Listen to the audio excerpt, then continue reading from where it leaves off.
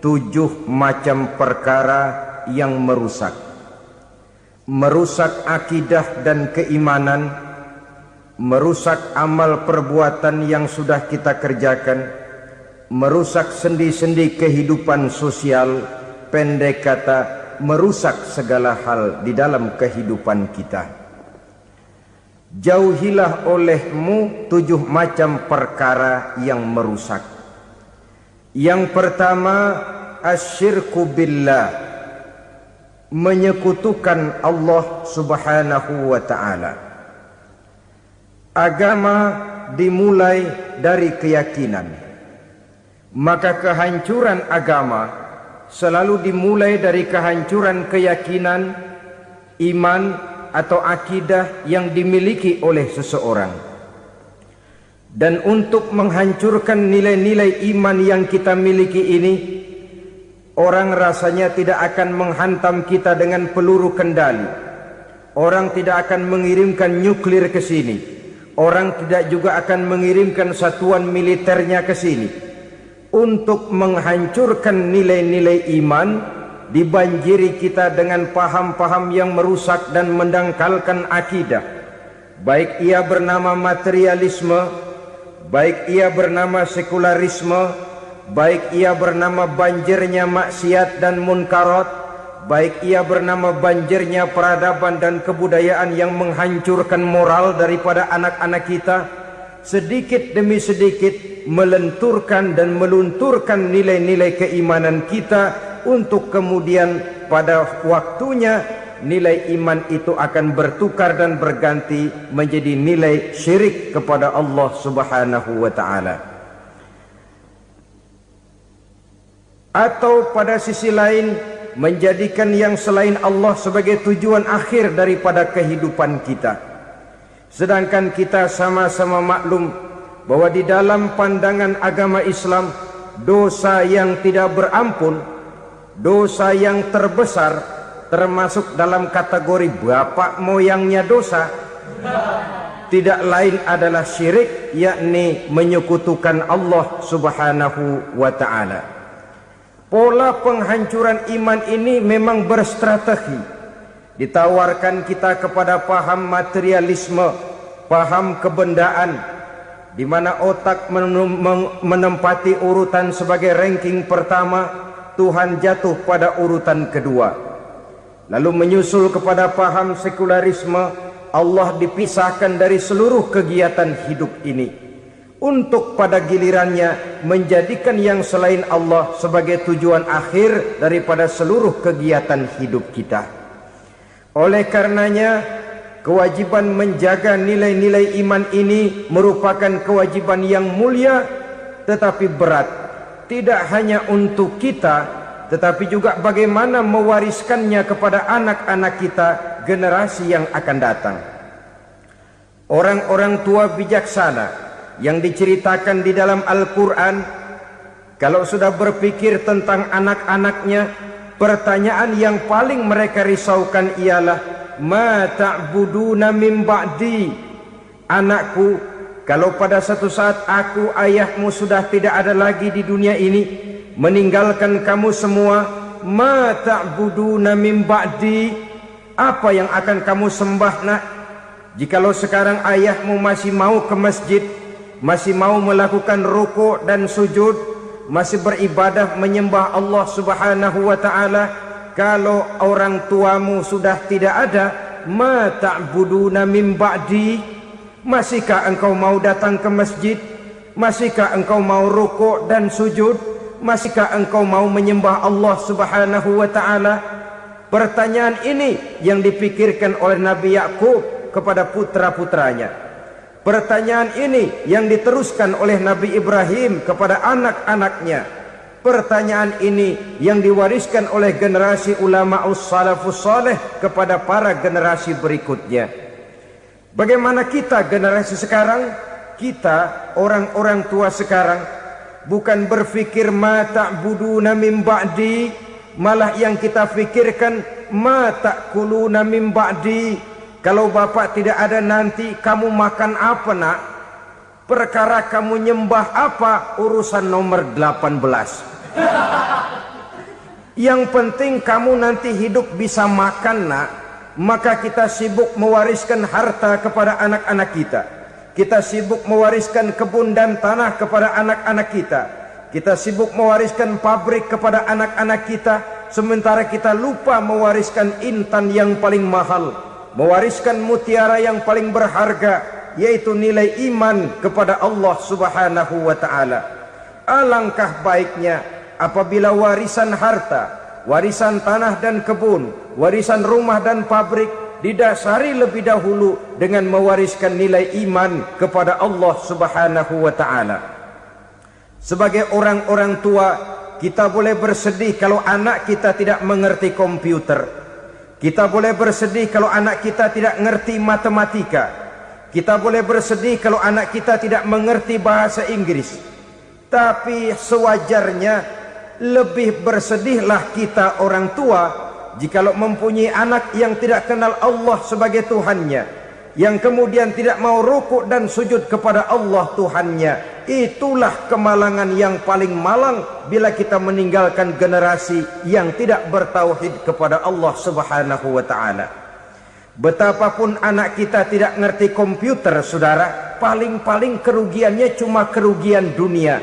Masuk dia ke alam barzakh, munkar nakir tidak akan sempat tanya kau belajar komputer apa tidak. Kumpul dia di padang mahsyar, malaikat juga tidak akan tanya matematikamu nilainya berapa. Yang ditanya kau kenal Allah, kau rukuk dan sujud kepadanya, kau pernah datang ke masjid. Oleh karena itu sekali lagi, menjaga nilai iman tidak hanya untuk kita, tetapi juga mewariskannya kepada anak-anak kita, generasi yang akan datang. Sungguh kemalangan yang paling besar apabila kita meninggalkan anak-anak kita. Mereka kita tinggalkan lemah ekonominya, itu tidak baik. Mereka kita tinggalkan lemah otaknya, itu pun akan membuat mereka tertinggal oleh yang lain. Tapi yang paling celaka, jikalau kita tinggalkan mereka dalam kondisi lemah imannya, rapuh akidahnya, tidak baik dan tidak betul keyakinan hidupnya. Oleh karena itu Nabi berpesan, jauhilah 7 perkara yang merusak. Yang pertama, syirik kepada Allah Subhanahu wa ta'ala. Menyekutukan Allah baik dalam ucapan, dalam keyakinan ataupun dalam perbuatan. Ini perkara pertama yang termasuk 7 perusak besar di dalam kehidupan.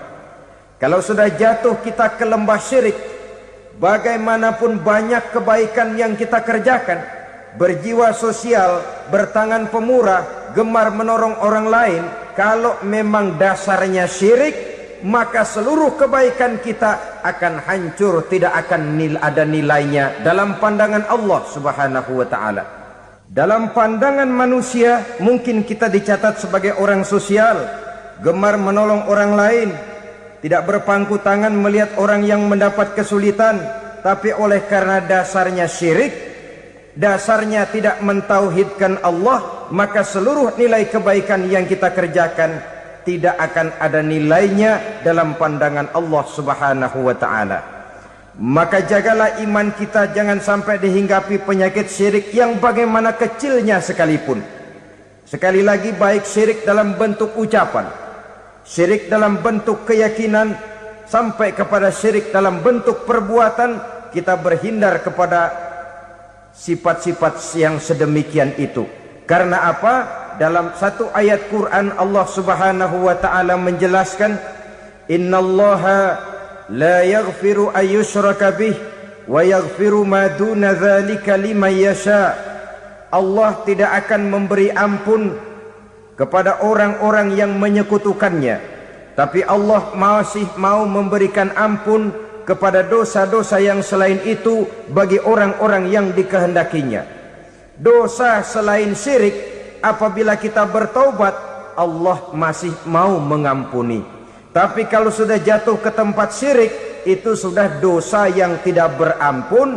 Taubatnya tidak lain melepas syirik, kembali kepada tauhid, berkeyakinan bahwa hanya ada Allah Subhanahu wa ta'ala, Tuhan satu-satunya, yang lam yalid walam yulad walam yakul lahu kufuwan ahad.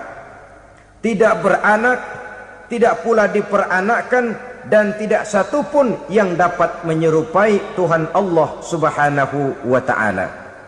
Saudara-saudara kaum muslimin rahimakumullah, bahwa kita di zaman sekarang memang tidak menyembah berhala, ya. Bahwa kita tidak berterang-terangan mengatakan Tuhan lebih dari satu, memang. Bahwa kita tidak berkeyakinan Tuhan itu punya anak atau diperanakkan, tentu. Tapi dalam perbuatan dan i'tiqad kita kadang-kadang jatuh tanpa kita sadari ke tempat yang bernama syirik ini. Oleh karenanya, di zaman di mana teknologi makin canggih, di mana kemajuan pembangunan makin menjangkau berbagai aspek kehidupan, diperlukan keseimbangan antara kemajuan fisik material dengan kemajuan mental spiritual.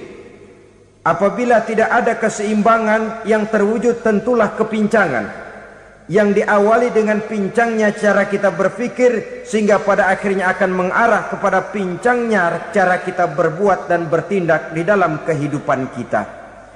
Oleh karena itu Nabi berpesan, jauhilah sifat syirik, karena syirik merupakan dosa yang teramat besar. Ini sifat merusak yang pertama. Yang kedua kata Nabi, wasihra, jauhilah sihir. Sihir ini juga termasuk perkara yang merusak kehidupan. Kita semua sama-sama maklum bahwa sihir sebenarnya bukan persoalan baru. Sejak sebelum datang Islam, sihir itu sudah ada. Di zaman Yunani kuno, sihir ada. Di zaman Mesir kuno, di zaman Cina kuno, dan yang lain-lain yang serba kuno, sihir itu sudah ada. Bahkan para nabi pun, para rasul yang diutus oleh Allah Subhanahu wa ta'ala, senantiasa berhadapan dengan ahli-ahli sihir untuk menguji kebenaran dari misi yang mereka bawa. Sihir adalah perbuatan di luar kebiasaan yang bisa dikerjakan oleh ahlinya dengan bantuan jin atau setan. Hukum mempelajari sihir adalah haram, mengamalkannya lebih haram lagi. Sebab itu saudara-saudara, sihir merupakan perbuatan merusak yang harus kita jauhi. Ciri-ciri daripada perbuatan sihir, pertama, ia mengandung tipuan, bayangan khayal. Di zaman Nabi Musa misalnya, orang melihat tambang-tambang itu seperti ular. Nabi Musa melayangkan tongkatnya menjadi ular-ular besar yang memakan ular-ular kecil ciptaan tukang-tukang sihir Fir'aun tadi. Lalu sihir bisa terjadi dengan bantuan jin kafir atau setan. Kemudian ciri yang ketiga, sifatnya halus dan tersembunyi. Taruh kata ada seorang ahli sihir yang mempergunakan ayat-ayat Quran sebagai jompa-jampe, sebagai baca-bacaan, itu cuma sekedar kedok. Tujuannya tidak lain menjadikan agama sebagai ketok untuk membenarkan cara yang dimurkai oleh Allah Subhanahu wa ta'ala. Satu hadis yang diriwayatkan oleh Imam Bazar dan Tabrani, Nabi berpesan, laisa minna man tatayyara lahu au takahhana au tukuhhina lahu au sahira lahu. Tidak termasuk ke dalam golonganku, kata Nabi. Tidak termasuk umatku. Siapa mereka? Man tatayyara lahu, orang yang bertatoyur. Apa tatoyur itu? Dari kalimat toyaro, artinya terbang. Toir biasa diartikan dengan burung. Tatoyaro percaya kepada suara-suara burung. Man tatayyara lahu, mempercayai, meyakini dengan benar-benar kepada suara beburungan. Kan suka ada itu, nah bunyi burung tuh, maling liwat. Maling liwat. Burung bunyi, maling liwat. Itu termasuk tatoyaro lahu, percaya kepada suara burung. Kan aneh kalau suara orang nggak dipercaya, suara burung malah dipercaya. Ada ustadz ceramah, kiai ngaji, nggak mau didengerin, burung dengerin bener. Nah, suaranya dari sebelah mana? Belah kulon. Nah, itu tandanya ano. Habis dihitung-hitung. Itu termasuk tatoyaro lahu. Au takahana, atau bertenung, au tukuhina, atau minta ditenungkan, au sahirolahu, atau melakukan perbuatan sihir, atau minta disihirkan. Laisa minna, tidak termasuk ke dalam golonganku, kata Nabi. Sehingga dengan demikian saudara-saudara, menghadapi sihir dengan sihir sekalipun termasuk perbuatan yang tidak diajarkan oleh agama. Kita kan mempelajari sihir untuk jaga diri, tidak apa-apa. Yang dilarang mengamalkannya, dilarang juga mempelajarinya. Sebab orang kalau sudah mengetahui, biasanya lalu terangsang untuk mencoba. Kalau percobaannya berhasil, biasanya terangsang untuk coba lagi dan coba lagi. Pada akhirnya ketagihan, lalu beralih menjadi profesi, apalagi itu nanti bisa mendatangkan hasil uang. Saudara-saudara kaum muslimin rahimakumullah, kita manusia makhluk nyata. Kita hidup di alam nyata, terikat oleh sunnatullah, causality. Oleh karenanya, bagi kita keyakinan yang penuh, keikhlasan di dalam bertuhankan Allah, penyerahan diri sepenuhnya hanya kepadanya, itu sudah merupakan obat penangkal yang sangat ampuh agar kita tidak terkena penyakit-penyakit yang dibuat oleh setan dan para pembantunya. Sehingga beberapa ayat Quran mengajarkan, misalnya a'udzu bikalimatillahi tammati min syarri ma khalaq, atau bismillazi la yadurru ma'asmihi syai'un fil ardi wala fis sama, dengan menyebut nama Allah yang tidak bisa mendatangkan bahaya sedikit pun, dari baik yang datang dari langit maupun yang datang dari bumi. Jiwa yang kosong dari keyakinan yang penuh kepada Allah, jiwa yang penuh was-was dan ragu-ragu, itu yang mudah terserang oleh penyakit-penyakit yang dikerjakan oleh para tukang-tukang sihir, yaitu oleh setan dan seluruh para pembantunya. Kemudian hadis kedua yang diriwayatkan oleh Imam Ibnu Hibban, Nabi bersabda, la yadkhulul jannata mudminu khamrin wala mu'minu bisihrin wala qati'u rahmin. Tidak masuk surga. Ini Nabi yang bilang, tidak masuk surga. Siapa itu? Pertama, mudminu khamrin, orang yang berkekalan dalam mabuk. Selalu mudminun itu sudah menjadi perbuatan rutinnya, tidak kapok-kapoknya, teler seumur hidup. Mudminu khamrin, tidak masuk surga orang yang selalu bermabuk-mabukan. Yang kedua, wala mu'minu bisihrin, orang mukmin tapi main sihir. Ini juga oleh Nabi diperingatkan, tidak akan masuk surga orang mukmin tapi suka main sihir. Wala qati'u rahmin, dan tidak juga orang yang memutuskan silaturahmi. Tiga macam manusia yang diperingatkan Nabi tidak akan masuk surga: orang yang selalu mabuk, orang mukmin yang main sihir, dan orang yang memutuskan silaturahmi. Saudara-saudara kaum muslimin rahimakumullah. Lalu orang berkata, kenapa dilarang kita bersihir? Padahal Rasul sendiri kan punya mukjizat. Nah, kita memang harus membedakan antara mukjizat dengan sihir.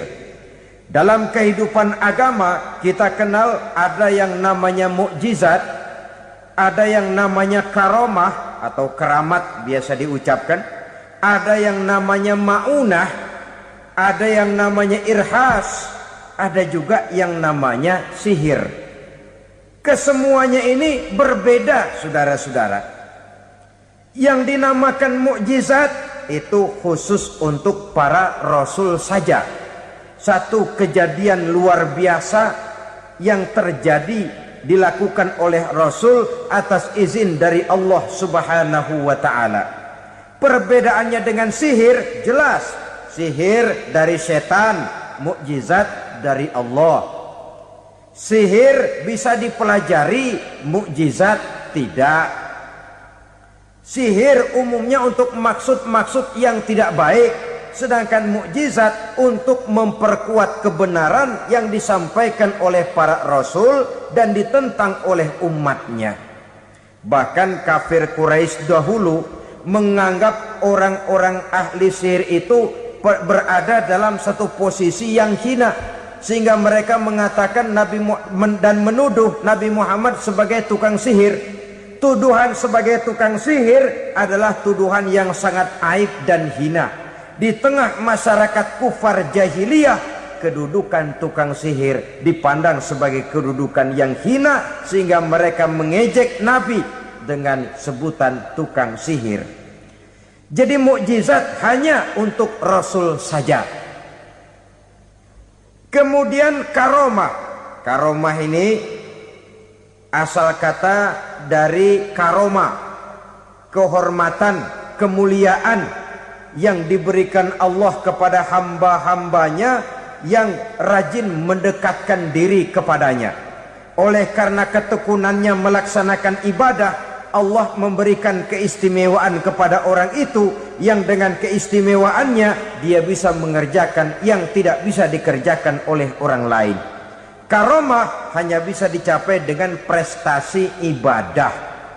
Kalau sihir, mau ibadah apa enggak, asal dia belajar, bersatu dan berteman dengan setan, memenuhi persyaratan-persyaratan setan, biasanya lalu bisa. Sedangkan karomah tidak mungkin terwujud tanpa orang mendekatkan diri sedekat-dekatnya kepada Allah Subhanahu wa ta'ala. Maka kita lihat biasanya orang-orang yang punya ilmu sihir, mukanya rata-rata nggak enak dilihat. Kumuh, jauh dari air wudhu, jauh dari sujud kepada Allah, malah berteman dengan setan, menjadi pelayan-pelayannya setan. Saudara-saudara, adapun maunah, keistimewaan yang diberikan Allah kepada hamba-hambanya yang belum sampai kepada tingkat wali, tapi orang itu lebih banyak kebaikannya daripada kesalahannya. Umpamanya, saudara jalan bertiga di pinggir jalan, saudara ada pada posisi di tengah, lalu bertiga ini ketabrak mobil. Menurut perhitungan saudara mati lebih dahulu, tapi terjadi hal yang aneh, dua teman saudara mati, saudara malah cuma luka dan lecet sedikit saja. Apa itu? Kalau kita lebih banyak kebaikannya daripada kesalahannya, itu yang dinamakan maunah, pertolongan yang diberikan Allah kepada hamba-hambanya yang lebih banyak kebaikannya daripada kesalahannya.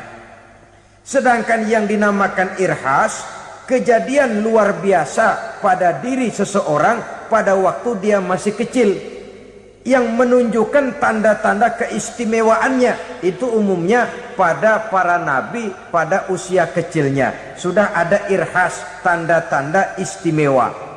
Jelas baik mukjizat, karomah, maunah maupun irhas berbeda dengan sihir. Sihir ini jelas saja merupakan bantuan dan persekutuan antara manusia dengan setan. Padahal setan, kata Allah dalam Al-Quran, innahu lakum aduwwum mubin, sesungguhnya setan bagi kamu adalah musuh yang sangat jelas.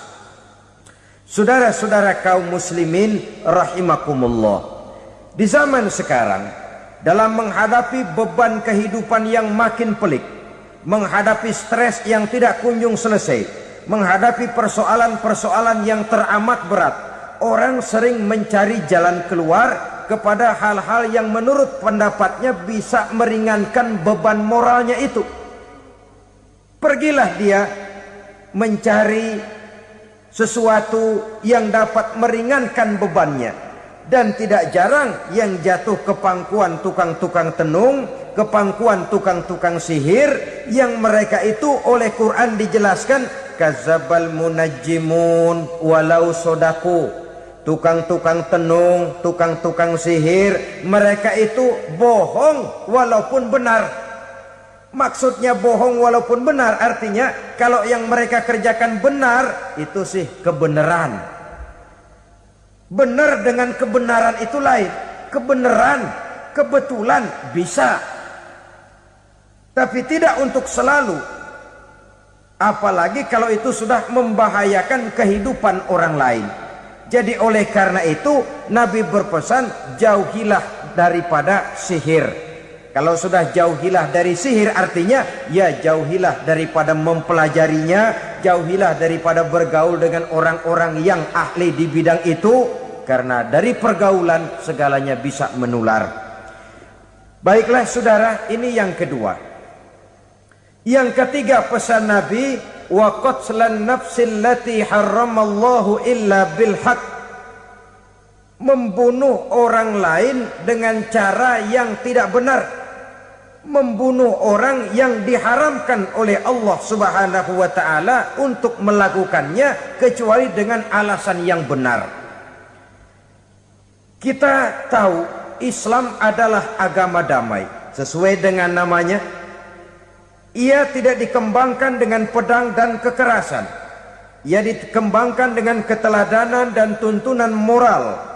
Oleh karena Islam bukan agama kekerasan, Islam pun tidak mementingkan dan mengajarkan kekerasan kecuali dengan alasan yang benar dan bisa dipertanggungjawabkan.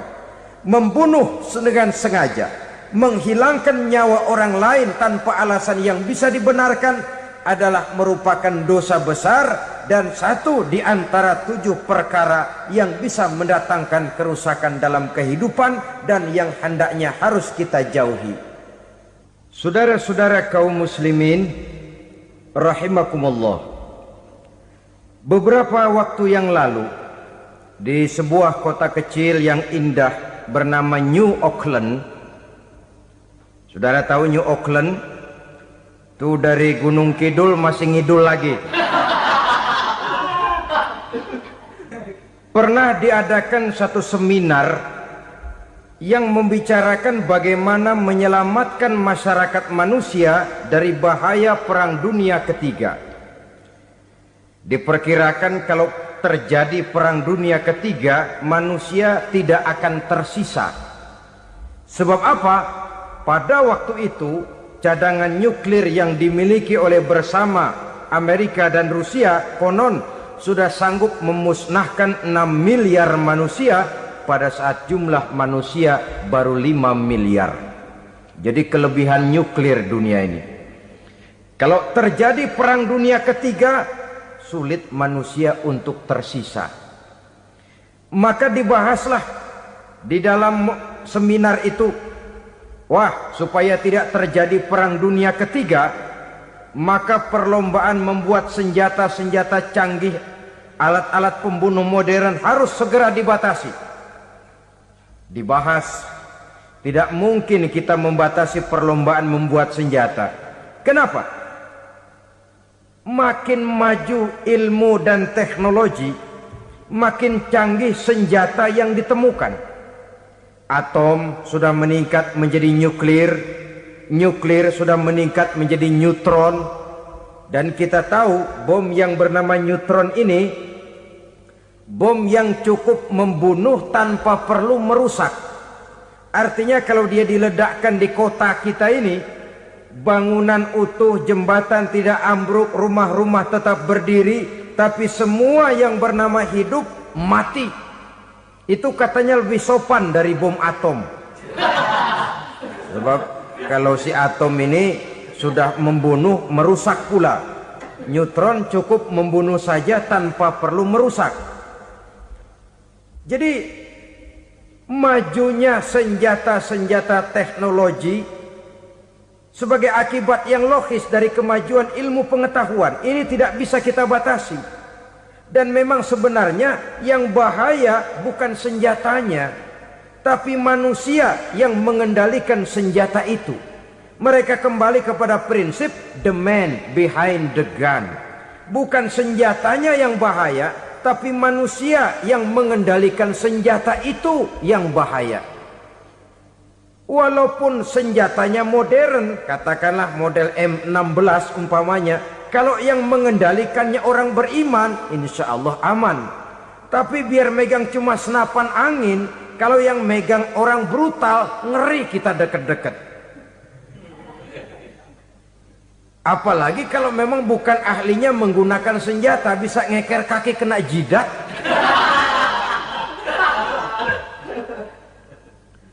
Mereka kembali kepada prinsip lama yang tetap baru. Bukan senjatanya yang harus dibatasi, manusia yang mengendalikan senjata itu yang perlu dibicarakan. Nah, kalau begitu, agar manusia tidak mempergunakan senjata sewenang-wenang, apa yang harus kita lakukan?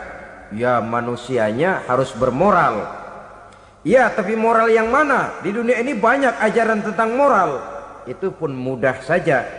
Di sini kan kita undang saja ahli dari berbagai agama untuk membicarakan konsep perdamaian menurut agamanya masing-masing.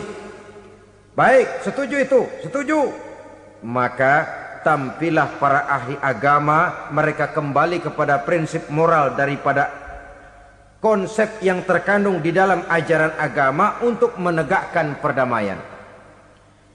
Mula-mula naiklah ahli dari agama Hindu, dibacakan konsep perdamaian menurut ajaran agama Hindu, bahwa untuk damai manusia harus meninggalkan nafsu keduniaannya, menempuh samsara dan sebagainya untuk mencapai nirwana, menjauhi kemegahan dan kemewahan dunia. Ini lalu dibahas, rasanya juga tidak mungkin ini. Kemudian dari agama Nasrani, bahwa untuk damai manusia harus menciptakan sifat kasih sayang. Kalau ditampar pipi kiri, berikan pipi yang kanan. Kalau diberikan selendang, berikan baju. Nanti orang kasihan, lalu dia tidak akan nampar lagi. Ketika ini dibahas, ternyata rasanya pun tidak mungkin bisa diterima. Karena apa? Di zaman sekarang orang ditampar pipi kiri, dikasih pipi kanan. Bukan kasihan, gemes. Damai belum tentu, bonyok udah jelas. Lalu ketika dibacakan konsep perdamaian menurut Quran, di mana disampaikan ayat wa jazaa'u sayyi'atin sayyi'atun misluha faman afa wa aslaha fa ajruhu 'ala Allah. Balasan terhadap satu kejahatan adalah kejahatan yang seimbang, tetapi barang siapa yang memberi maaf dan mencari jalan damai, itulah yang terbaik dan akan mendapat pahala dari Allah Subhanahu wa taala. Kamu tidak salah ditampar pipi kirimu, tampar lagi pipi kirinya sekeras dia menampar pipi kirimu. Nanti orang tidak mau menampar kita karena dia tahu kalau dia tampar kita, dia akan menderita tamparan sekeras dia menampar kita. Akan terjadilah prinsip saling hormat menghormati, tidak saling ganggu, tidak saling usil, tidak saling jahil. Atas dasar ini perdamaian bisa ditegakkan. Mereka bisa menerima konsep ini, tapi kemudian seminar ditutup tanpa satu keputusan resmi. Kenapa? Terus terang mereka kagum dengan konsep Islam, tapi sentimen lama terhadap nilai-nilai Islam telah menutup mata mereka untuk menerima kebenaran dari ajaran Al-Quranul Karim. Saudara-saudara kaum muslimin rahimakumullah, kembali kita kepada persoalan pokok.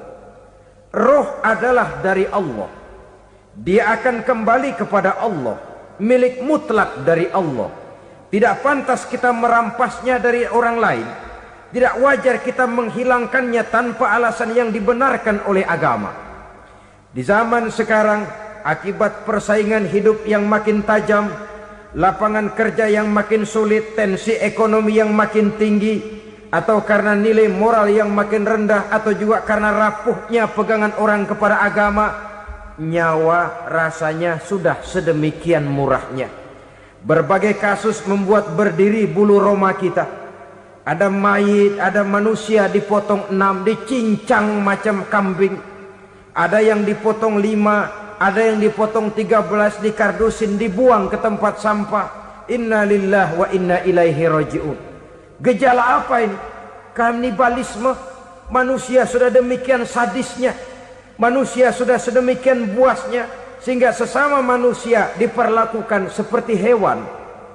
Padahal hewan sendiri belum pernah macan makan macan, bagaimanapun buasnya macan. Belum pernah serigala memakan serigala, bagaimanapun brutalnya serigala. Tetapi manusia makan manusia di zaman sekarang kadang jadi kenyataan dalam kehidupan kita. Kadang persoalannya remeh saja. Soal uang 200 perak, pisau bicara, nyawa melayang. Soal rokok sebatang, celurit bicara, nyawa melayang. Soal-soal yang sama sekali tidak prinsip, begitu mudah kita menghilangkan nyawa orang lain. Padahal Nabi pernah memperingatkan, apabila dua orang muslim sudah berkelahi dan berbunuh-bunuhan, al-qatil wal maktul finnar, yang membunuh dan yang terbunuh dua-duanya neraka. Sahabat heran, ya Rasul, kalau yang terbunuh, kalau yang membunuh masuk neraka itu sih wajar, tapi yang terbunuh kenapa neraka juga? Beliau menjawab, dua-duanya sudah punya niat untuk saling membunuh. Niatnya itu yang diponten. Yang terbunuh cuman lagi apes aja, keduluan dia. Umpama tidak terbunuh, pasti dia yang akan membunuh. Oleh karenanya al-qatil wal maktul, yang membunuh dan yang dibunuh finnar, dua-duanya masuk ke dalam neraka. Islam menghormati kehidupan, tidak hanya terbatas kepada sesama muslim, orang-orang yang berlainan agama pun yang mau hidup berukun, damai, berdampingan dengan umat Islam, jiwa mereka, darah mereka dilindungi oleh nilai-nilai Islam yang disebut dengan kafir zimmi ini. Mengganggu mereka sama saja dengan mengganggu aku, kata Nabi. Jadi oleh karena itu, sayangilah sesama. Kehidupan adalah anugerah Allah, bukan wewenang kita untuk mencabutnya dari orang lain, bukan wewenang kita untuk merampas dan menghilangkannya dari orang lain. Apa yang tidak enak terjadi pada diri kita, begitu pula lah apabila terjadi pada diri orang lain.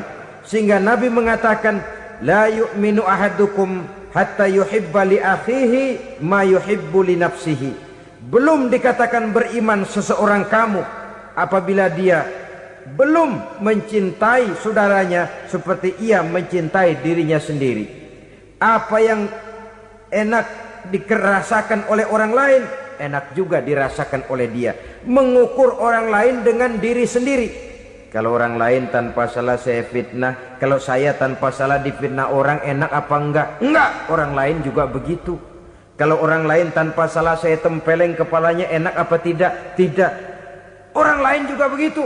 Yang tidak enak terjadi pada diri kita, tentu tidak enak juga kalau terjadi pada orang lain. Mengukur orang lain dengan diri sendiri, sehingga tidak timbul sifat egois, tidak menari di atas bangkai orang lain, tidak mendirikan kebahagiaan di atas untayan air mata orang lain. Sehingga dengan demikian saudara-saudara, dia bisa menghormati kehidupan, menghormati orang lain sebagaimana dia ingin dihormati. Inilah perbuatan ketiga yang merusak, membunuh orang lain dengan yang diharamkan Allah tanpa alasan yang benar. Yang ketiga. Kemudian yang keempat, perbuatan merusak wa aklar riba, makan riba. Hidup adalah tolong menolong. Bahasa kerennya take and give katanya. Saling memberi dan saling menerima. Nabi mengajarkan man kuraba kurbatan min kurabid dunya karaballahu lahu kurbatan min kurabi yaumal qiyamah. Wallahu fi aunil abdi madamal abdu fi auni akhihi. Siapa yang meringankan beban dari beban-beban yang dirita seseorang di dalam kehidupan dunia, Allah akan meringankan bebannya daripada beban-beban yang harus dipikulnya di hari kiamat nanti. Wallahu fi aunil abdi madamal abdu fi auni akhihi. Allah senantiasa akan menolong seorang hamba selama hamba itu masih mau menolong saudaranya. Allah selalu akan menolong seorang hamba selama hamba itu masih mau menolong saudaranya. Apabila kita sudah berpangku tangan terhadap kesulitan orang lain, biasanya pun pada saat kita mendapat kesulitan, kita akan sulit juga memperoleh pertolongan.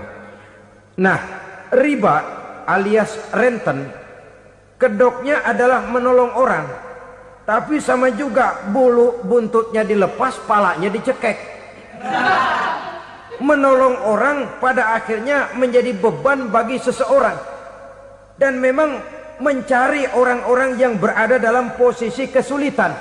Biasanya di daerah-daerah di mana musim paceklik, jadi lapangan kerja sulit, sedangkan urusan perut tidak bisa ditunda.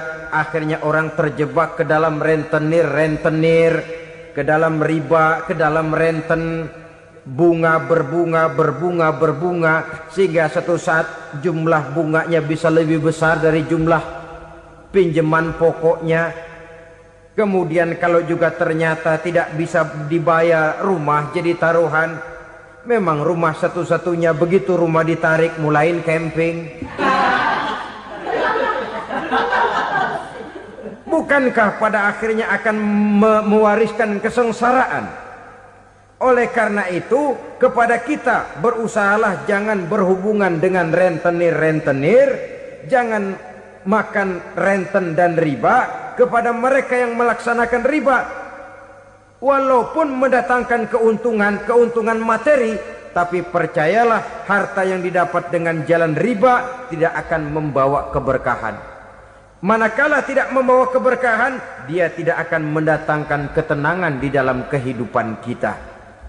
Oleh karenanya, memakan harta riba termasuk perbuatan yang merusak sendi-sendi kehidupan sosial, merusak kehidupan orang lain, merusak kehidupan masyarakat, tetangga, pergaulan dan sebagainya. Yang kelima, wa akla malil yatim, memakan harta anak yatim dengan cara yang zalim. Nih, memang lezat. Anak yatim itu nggak tahu urusan apa-apa. Kita diamanahkan untuk mengurusinya. Kadang-kadang dibentuklah panitia penyantunan yatim piatu. Yatimnya mah tetap kelaparan, panitianya yang pada gendut.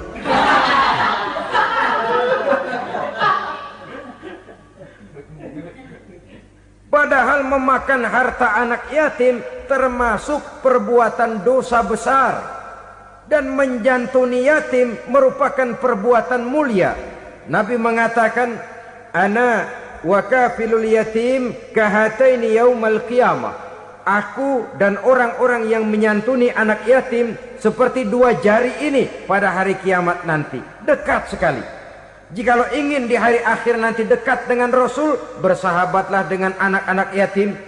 Jadilah pengurus anak-anak yatim. Bangunlah panti-panti asuhan yatim. Pada saat bapak ibunya meninggal, kitalah yang menjadi orang tuanya. Bahkan sedemikian besar perhatian Islam terhadap anak-anak yatim ini, sehingga Quran memberikan peringatan, ara'aital ladzi yukadzibu biddin fadzalikal ladzi yad'ul yatim wa la yahuddu ala ta'amil miskin. Tahukah kamu siapa orang yang mendustakan agama? Beragama tapi dianggap dusta, solatnya dusta, puasanya dusta, karena agamanya sudah berdusta. Siapa mereka? Fazalikal ladzi yad'ul yatim, orang yang menyanyiakan anak yatim. wala yahuddu ala ta'amil miskin, dan tidak pernah memberi makan kepada orang-orang yang menderita kemiskinan. Menyia-nyiakan, meninggalkan anak yatim termasuk perbuatan yang divonis kita sebagai orang yang mendustakan agama. Saudara-saudara kaum muslimin rahimakumullah, maka sangat dicela mengeksploitir anak-anak yatim, menjadikan mereka sebagai kedok untuk mencari kekayaan pribadi. Tetapi jikalau ikhlas, ganjarannya sangat besar, nilai pahalanya sangat besar. Menyantuni yatim tidak hanya setahun sekali. Kalau Muharram pakai istilah lebaran yatim, dibentuklah panitia, diberilah beras, uang 45.000 rupiah, alhamdulillah. Tapi jangan lupa, si yatim tidak hidup cuma satu hari. Dia tidak hidup cuma di bulan Muharram saja, dia hidup 12 bulan dalam setahun. Sebagaimana anak-anak yang lain, dia juga berhak punya masa depan. Dia juga berhak menikmati bangku sekolah. Dia berhak mengenyam arti dan makna pendidikan. Dia berhak membekali diri dengan ilmu dan pengetahuan seperti halnya anak-anak yang lain. Maka kita yang diberikan keluasan oleh Allah, ingatlah itu, bersahabatlah dengan anak-anak yatim, santuni mereka. Perkara setahun sekali di bulan Muharram, alhamdulillah, itu bagus, bin Thayyib alias baik. Tapi tentu dan tentu sekali lagi, si yatim tidak hanya hidup di bulan Muharram. Dia hidup 12 bulan dalam setahun, 24 jam di dalam sehari. Oleh karenanya, menyia-nyiakan mereka pada saat posisi kita memang mampu akan memojokkan kita dalam satu posisi di mana kita dianggap sebagai orang yang mendustakan agama, memakan harta anak yatim dengan cara yang zolim. Bapaknya udah meninggal, kebunnya lebar, anaknya dikelecehin. Nah, dah kamu gak usah pusing, nanti saya yang ngurus. Akhirnya bukan ngurus, nguras. Si yatim mungkin tidak tahu bahwa dia disia-siakan, haknya diambil, miliknya dizalimi. Tapi Allah yang akan membalasnya dengan seadil-adilnya. Maka makan harta anak yatim biasanya balasannya tokcer bin paten. Nggak banyak selang tempo itu, nggak percaya cobain dah. Nyobain aja kan nggak bayar, umpama. Memakan harta anak yatim dengan cara yang zolim, ganjarannya biasanya kontan. Kenapa? Ratapan si miskin, untayan air matanya, jeritan kepedihan hatinya, membuka pintu langit, permohonannya diijabah, getaran hatinya didengarkan oleh Allah. Maka balasannya biasanya kontan, spontan, tidak menunggu waktu terlalu lama. Itu di dunia, belum lagi di akhirat nanti. Bukankah dalam riwayat Mi'raj diceritakan Nabi melihat di neraka itu orang perutnya sebesar rumah. La haula wala quwata. Itu perut kayak rumah, bagaimana jalannya tuh orang? Dan memang gak jalan, diseret-seret oleh malaikat di neraka itu. Hancur perutnya, amburadul itu perut. Berantakan isinya, dibulatkan lagi, diseret lagi, hancur lagi, dibulatkan lagi. Sampai Nabi tanya, orang itu begitu berat siksanya kenapa ya Jibril? Itu Muhammad, waktu di dunia dulu rakus banget makan harta anak yatim. Begitu vonisnya, begitu menyedihkan nasibnya di akhirat.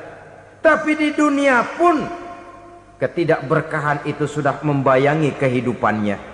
Oleh karena itu, kepada saudara-saudara yang mendapat titipan anak yatim, berbahagialah, karena semulia-mulia rumah adalah rumah yang di dalamnya ada anak yatim yang disantuni. Sehina-hina rumah adalah rumah di mana di dalamnya ada anak yatim yang disia-siakan. Begitu kata Nabi kita. Rumah yang paling mulia dalam pandangan Allah, rumah yang di dalamnya ada anak yatim yang disantuni. Rumah yang paling hina dalam pandangan Allah, rumah yang di dalamnya ada anak yatim yang nasibnya disia-siakan. Berbahagialah saudara apabila menjadi penyantun anak-anak yatim, pelindung mereka, sehingga mereka mempunyai masa depan sebagaimana anak-anak lainnya. Rasulullah sendiri sedemikian peka terhadap keadaan anak-anak yatim karena beliau sendiri memang mengalami umur 6 bulan dalam kandungan ibu, beliau sudah ditinggalkan oleh ayahnya. Pada saat berusia 6 tahun ibu sudah meninggal. Yatim piatu dalam usia di mana beliau sedang perlu belas kasih seorang ibu dan pengertian seorang bapa. Kepekaan itu lalu timbul, bahkan kemudian sampai kepada beliau berkata, aku dan orang yang menyantuni anak yatim seperti jari tengah dan jari telunjuk di hari akhirat nanti. Sedemikian dekatnya. Baiklah ya, jadi yang kelima, memakan harta anak yatim. Jauhi karena ini perbuatan yang merusak. Yang keenam, watawalli yaumaz zahfi, melarikan diri pada hari pertempuran. Apa ini? Khianat. Tidak konsekuen dengan konsep perjuangan. Pada mulanya keras benar teriak, berantas korupsi, ganyang korupsi. Cuma karena belum dapat giliran. Begitu dia naik dapat kesempatan, korupsinya lebih edan dari yang diteriakinya. Ini termasuk tawalli yaumaz zahfi, berpaling pada hari peperangan. Di saat menghadapi musuh, kalau belum kelihatan musuh, teriaknya nyaring bener. Jangan takut demi kebenaran sampai titik darah yang paling penghabisan. Musuh belum kelihatan. Begitu musuh sudah kelihatan, paling dulu lari ke belakang. Kalau diajak berjuang ada saja alasannya. Sehingga Quran memberikan peringatan kepada kita semua. Mengapa kamu ini berat? Kalau sudah diajak berjuang di jalan Allah, kakimu seperti terhunjam berakar di perut bumi. Berat untuk melangkah berjuang. Lari dari pertempuran tidak konsekuen dengan konsepsi perjuangan. Mau enaknya saja. Dalam kondisi yang sulit lalu berpangku tangan. Ini termasuk ciri munafik yang di dalam Al-Quran disindir dengan bahasa kullama adha'a lahum masyaufi wa iza azlama alaihim qamu.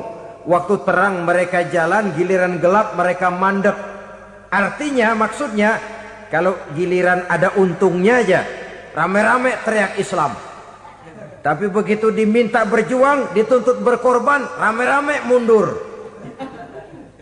Waktu dilihat di Islam ada untungnya, rame-rame teriak Islam. Pak, saya Islam banget, Pak. KTP saya Islam, Pak. Pokoknya Islam banget dah. Tapi ketika diminta berjuang, dituntut sedikit berkorban, rame-rame mengundurkan diri. Tahun 65 PKI berontak. Waduh, waktu itu jadi orang Islam untung itu. Nggak dikejar-kejar, aman. Masjid rame, mobil-mobil mewah parkir di depan musola dan masjid. Kenapa? Waktu itu asal udah ke masjid aman. Islam selamat, untung. Tapi begitu keadaan aman, yang parkir di musola sepeda butut melulu.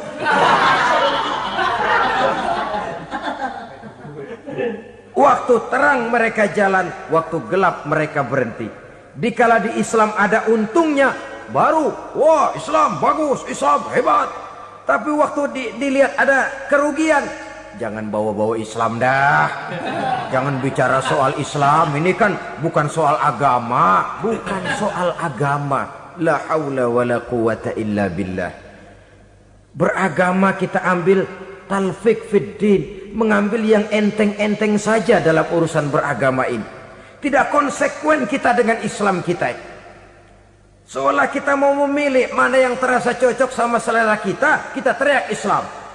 Beratan aja dikit, rame-rame berpaling.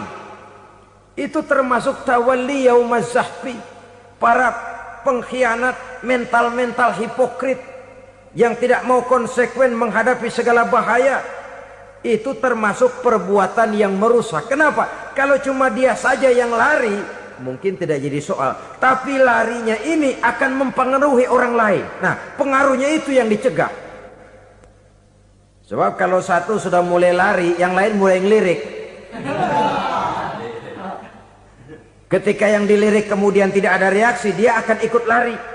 Artinya apa? Seorang muslim harus konsekuen dengan konsep perjuangannya, dengan keyakinan keagamaannya, dan tidak memilih yang enak-enak saja di dalam kehidupan beragama. Lari dari pertempuran, bermental khianat, mengkhianati agama, merupakan satu di antara sifat yang merusak. Terakhir saudara, wa qazfal muhsanatil ghafilatil mu'minat, menuduh perempuan baik-baik yang tidak tahu menahu tentang tuduhan yang dituduhkan kepadanya, menuduh perempuan mukmin yang baik-baik yang tidak tahu menahu tentang tuduhan yang dilakukan kepadanya.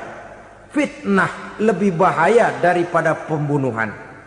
Orang yang tidak salah bisa hancur namanya, orang yang berniat baik bisa ambruk perjuangannya oleh karena fitnah. Sehingga dikatakan al-fitnatu asyaddu minal qatli. Fitnah lebih bahaya daripada pembunuhan.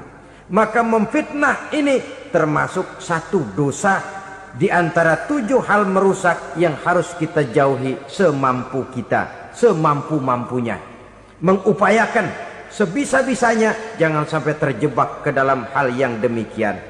Nah, saudara-saudara, inilah saja pertemuan kali ini. Mudah-mudahan ada manfaatnya. Semoga Allah memberikan kekuatan zahir dan batin kepada kita untuk bisa menjauhi 7 perkara yang merusak ini.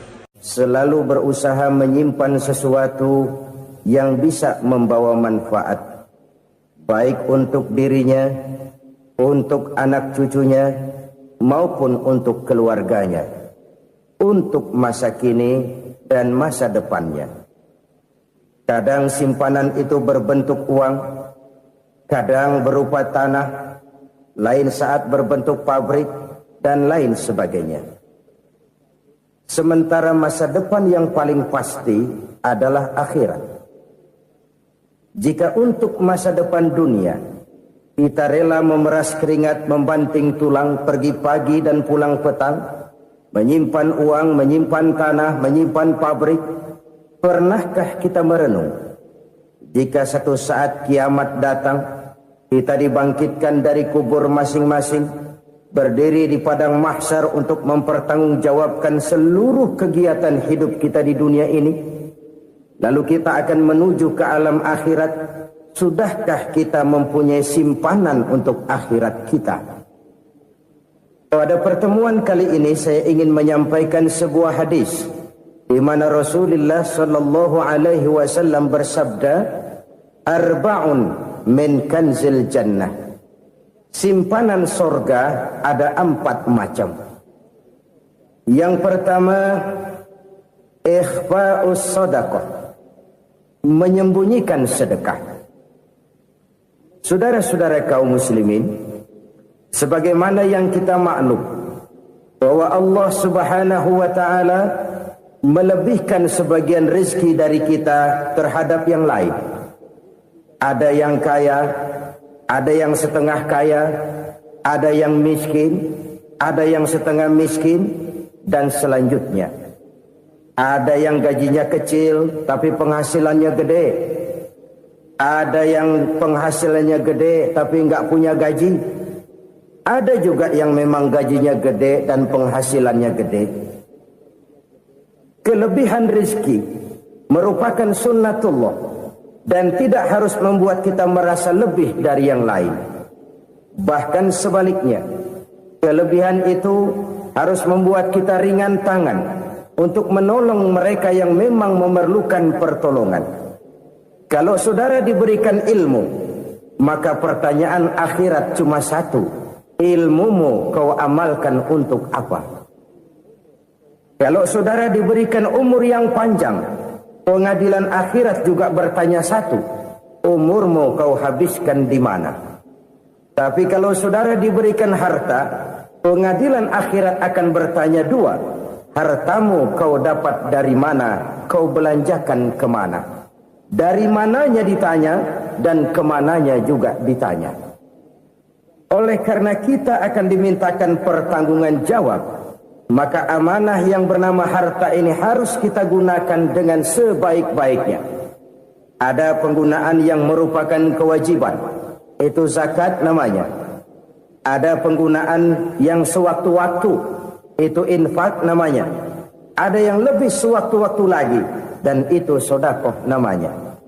Zakat dia terikat oleh haul dan nisab, oleh putaran batas waktu dan ukuran dari harta itu sendiri. Sedangkan infak terikat oleh situasi dan kondisi perekonomian seseorang. Sedangkan sedekah tidak terikat dengan apapun. Dalam kondisi seperti apapun kita bisa melakukan sedekah dengan yang terkecil sekalipun.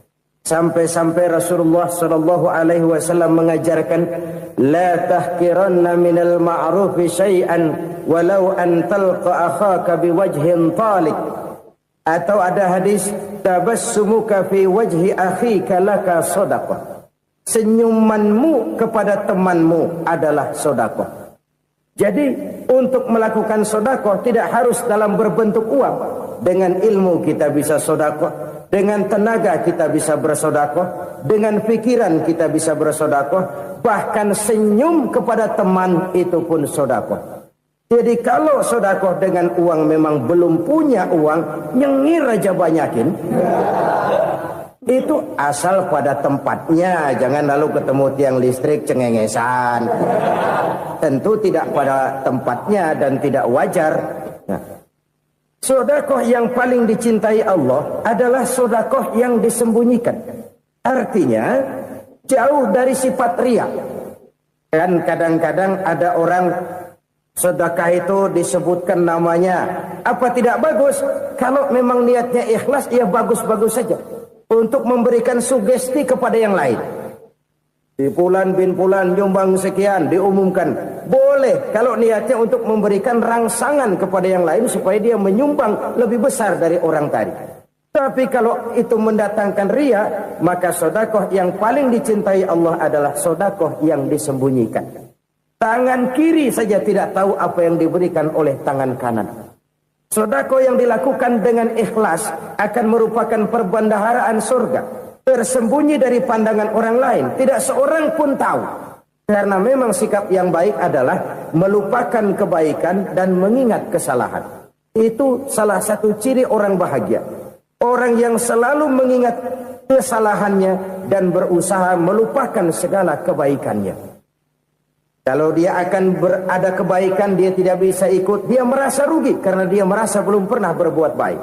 Tapi kalau akan melakukan kesalahan baru, dia ingat kesalahan yang sudah-sudah, sehingga terhalang baginya untuk melakukan satu kesalahan baru. Demikianlah saudara-saudara, bahwa Allah melebihkan rizki sebagian kita dari yang lain, agar terjadi tolong-menolong dalam kehidupan ini. Jadi kesenjangan yang nature, kesenjangan yang alami, itu sunnatullah. Ada yang kaya, ada yang miskin, ada yang kelas menengah.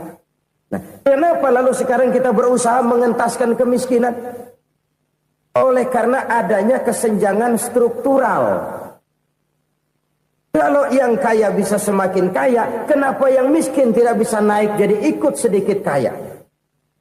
Sebab pada dasarnya Islam adalah agama yang sejak turunnya sudah berupaya memerangi kemiskinan. Bahkan dikatakan kemiskinan itu mendekatkan kepada kekufuran. Orang kalau miskin udah dekat banget sama kafir. Gampang menjadi kafir.